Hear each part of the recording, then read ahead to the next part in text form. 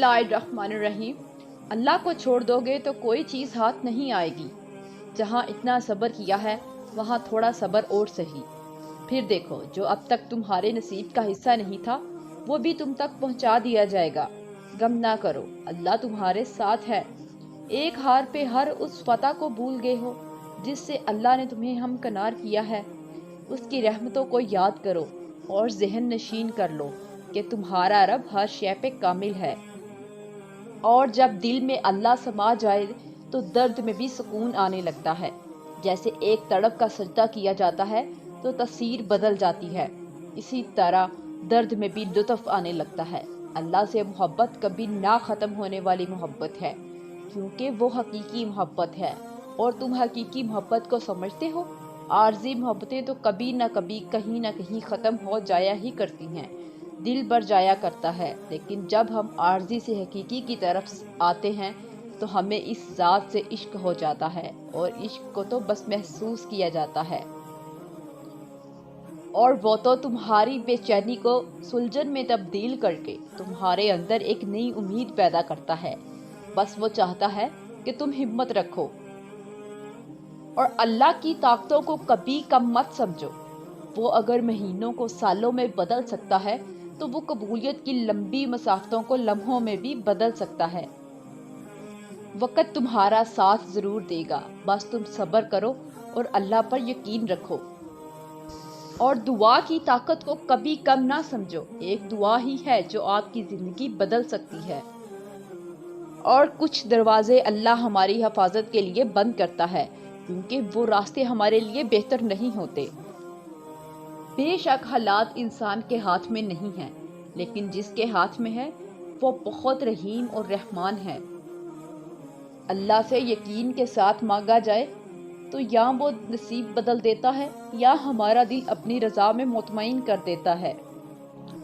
دعائیں تو چاند کو بھی 2 ٹکڑوں میں تقسیم کر دیتی ہیں۔ ان کی طاقت کے سامنے تمہاری یہ چھوٹی سی خواہش بہت بے معنی ہے۔ جب تم سجدہ کرتے ہوئے محبت کا حق ادا کرتے ہو اور جب دعا کے لیے ہاتھ اٹھاتے ہو تو یقین کا حق ادا کرتے ہو، اور محبت کا تو یقین کے بغیر کوئی وجود ہی نہیں۔ جس نماز میں دعا شامل نہ ہو وہ نماز ہمیشہ ادھوری رہتی ہے، تو پھر نمازیں ادھوری رکھ کر خواہشوں کے مکمل ہونے کی طلب کیسی؟ اور پھر جب انسان اللہ کی دائروں کو توڑ کر خاک کے پتلے کے پیچھے بھاگتا ہے تو اللہ اسے تھکا دیتا ہے۔ اور سنو، توکل کرو، جیسے نوح علیہ السلام نے دروان سلاب کیا، جیسے ابراہیم علیہ السلام نے دہکتی ہوئی آگ میں کیا، جیسے موسیٰ علیہ السلام نے سمندر پہ چلتے ہوئے کیا، جیسے یوسف علیہ السلام نے اندھے کنویں میں کیا، جیسے یونس علیہ السلام نے مچھلی کے پیٹ میں کیا، جیسے ایوب علیہ السلام نے بیماری میں کیا، جیسے ہاجرہ رضی اللہ تعالیٰ عنہا نے تپتے ہوئے صحرا میں کیا، جیسے زکریا علیہ السلام نے اپنی بیوی کے بانجھ ہونے کے باوجود اولاد کی دعا کرتے ہوئے کیا۔ بس یقین رکھو، اندھا یقین، پھر دیکھو کیسے مقدر بدلتے ہیں، کیسے آزمائشوں کے پہاڑ ریزہ ریزہ ہوتے ہیں، کیسے معجزوں کے دروازے کھلتے ہیں۔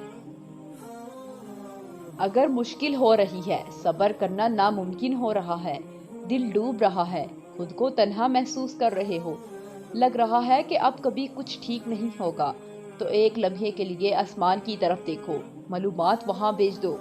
وہ قادر ہے ہر شے پر، وہ تمہیں تنہا نہیں چھوڑے گا۔ اس سے التجا کرو، سب ٹھیک کر دے گا، تم بس اس کے ہو جاؤ، اور پھر دیکھو کن فیکون کا نظارہ۔ اور جانتے ہو دعائیں تو ناممکن چیزوں کے لیے ہی تو ہیں، ایسی چیزیں جو تمہاری پہنچ سے باہر ہیں، ایسی چیزیں جو تمہارے مقدر نے تم سے چھین لی ہیں، ایسی چیزیں جن کے ملنے کی تمہیں کہیں سے بھی امید نہیں، ایسی چیزیں جن کے ہونے کا تم خواب میں بھی تصور نہیں کر سکتے، ایسی چیزیں جن کے مخالف ساری کائنات آ کر کھڑی ہو جائے، ایسی چیزیں جو تمہارے تخیل میں بھی نہ سما پائیں، ایسی چیزیں جنہیں ماننے سے تمہاری عقل انکار کر دے، ایسی چیزیں جن کے رونما ہونے کا تمہیں احساس تک نہ ہو، یا ایسی چیزیں جن کو دیکھ کر تمہاری عقل دنگ رہ جائے، اور ایسی چیزیں جنہیں نہ کبھی کسی نے دیکھا ہو اور نہ سنا ہو، ایسی چیزیں جن کے تذکرے سے الفاظ بھی گھبرائیں۔ ایسی چیزیں جو تم سوچتے ہو کہ کبھی حقیقت نہیں بن سکتی، یا ایسی چیزیں جن کے ہونے کا علم تمہاری چھٹی حس کو بھی نہیں چھو سکتا۔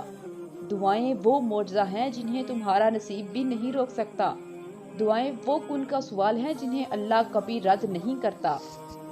دعائیں تو پھر ان چیزوں کے لیے ہی ہیں جو دسترس سے نکل جاتی ہیں، بس ایک صدا کی بات ہوتی ہے اور ہر کھوئی ہوئی چیز واپس مل جاتی ہے۔ تمہاری دعائیں ہی تمہارا مقدر ہوتی ہیں، اور دعاؤں کا لکھا تو نصیب بھی نہیں ٹال سکتا۔ جو بے جان کہانی میں پھر سے جان پھونک سکتی ہیں، وہ تمہاری دعائیں نہیں ہیں تو اور کیا ہیں۔ تم نے دعا مانگی، تمہیں لگ رہا ہے کہ قبول ہوگی یا نہیں، مگر کبھی کبھی اللہ تعالیٰ تمہاری نہ سن کر تمہیں تکلیف میں ڈالتا ہی اسی لیے ہے کہ وہ تکلیف ایک وجہ ہوتی ہے اللہ کی طرف سے، جو تمہیں صبر کرنے کا حوصلہ دیتی ہے، اور یہی تمہاری دعاؤں کی قبولیت ہے، یہی التجاؤں کا جواب ہے۔ اللہ کا جواب وہ بھی یہی چاہتا ہے، وہ بھی تمہیں دینے کے لیے راضی ہے، وہ بس تمہیں سننا چاہتا ہے بار بار، کیونکہ تمہارا اس کو بلانا اچھا لگتا ہے۔ اس لیے کس نے کہا کہ دعا قبول نہیں ہوتی؟ اللہ آپ کی ہر دعا سنتے بھی ہیں اور قبول بھی کرتے ہیں، پر ہاں، ہر دعا قبول ہونے میں وقت لگتا ہے۔ اللہ ہم سے اتنی محبت کرتے ہیں کہ کچھ دعائیں اپنے پاس سنبھال رکھتے ہیں، کیونکہ وہ دعائیں اللہ کو اتنی پسند ہوتی ہے کہ وہ اپنے بندے کو بار بار سننا چاہتا ہے۔